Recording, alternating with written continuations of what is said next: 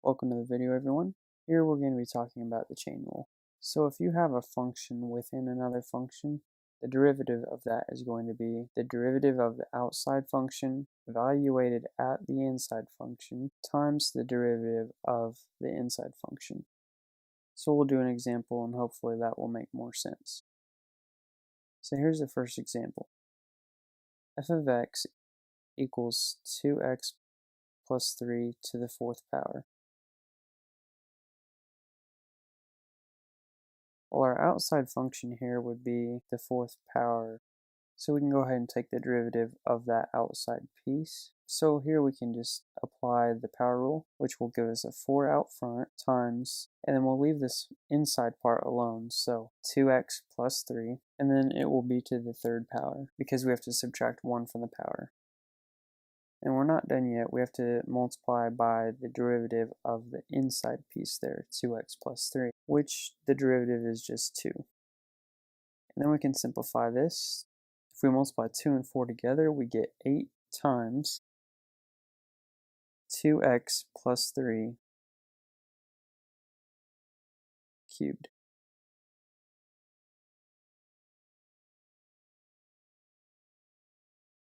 Okay, here's the next problem. F of x equals 1 divided by 3x plus 7 cubed. Well, we can just bring the 3x plus 7 cubed up to the numerator, but we're going to have to change the power to a negative power. So f of x is going to equal 3x plus 7 to the negative third power. And from here we can just use the power rule. So we'll have negative 3 out front times 3x plus 7, and then subtract 1 from the power. So negative 3 minus 1 is negative 4. And then multiplied by the derivative of 3x plus 7, which will just give us 3. And then we'll multiply 3 and negative 3 together, and we'll get negative 9 times 3x plus 7 to the negative fourth power. And since we have a negative power here, I'm going to go ahead and move that to the denominator.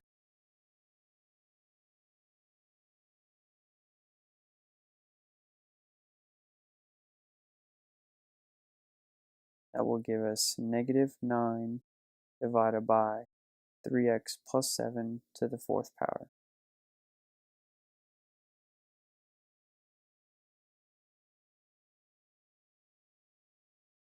Okay, here's my next example here. F of x equals cosine of 3x squared.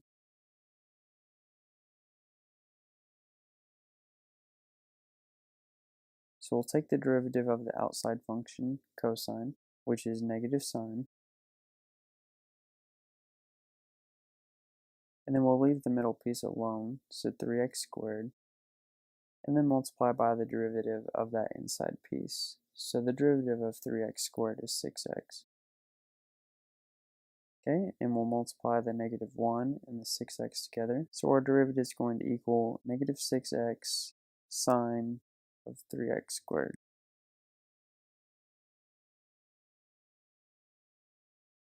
Okay, here's our next problem.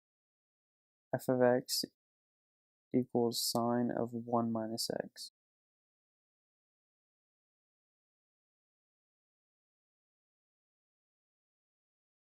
Well, our derivative is going to equal the derivative of the outside function, so the derivative of sine would be cosine.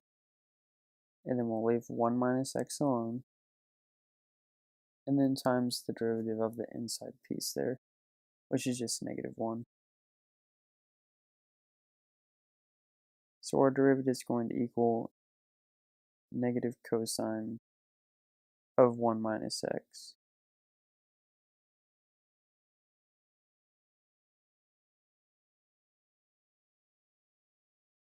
Okay, here's another example here. F of x equals the square root of x squared minus 3. Well, we can rewrite this as x squared minus 3 to the 1/2 power.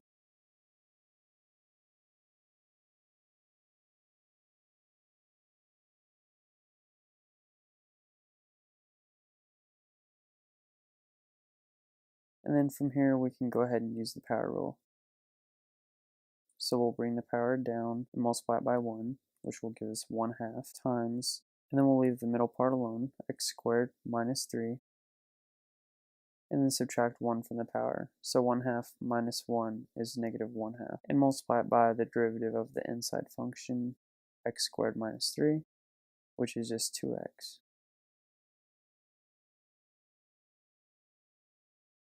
And 2x times 1/2 is just x, so we'll have x times x squared minus 3 to the negative 1/2 power. And once again, we have a negative power here, so I'm going to go ahead and move that to the denominator. So our derivative is going to equal x divided by x squared minus 3 to the 1/2 power, which is the same as the square root, so I'll go ahead and change that.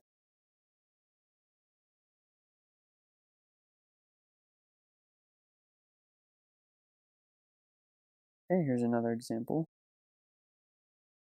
F of x equals sine of x squared plus 2 squared. So we can go ahead and apply the power rule here.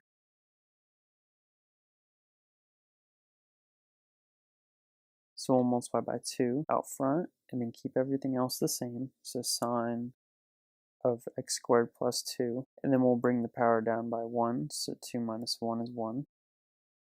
And then times the derivative of the inside part there. And the derivative of that inside part is going to need the chain rule as well. So we'll multiply by cosine, which is the derivative of sine, and then we'll keep x squared plus 2, and then we'll multiply by the derivative of x squared plus 2, which is 2x. And then we'll simplify all this, so 2x times 2 is going to give us 4x, and then times sine of x squared plus 2 times cosine of x squared plus 2.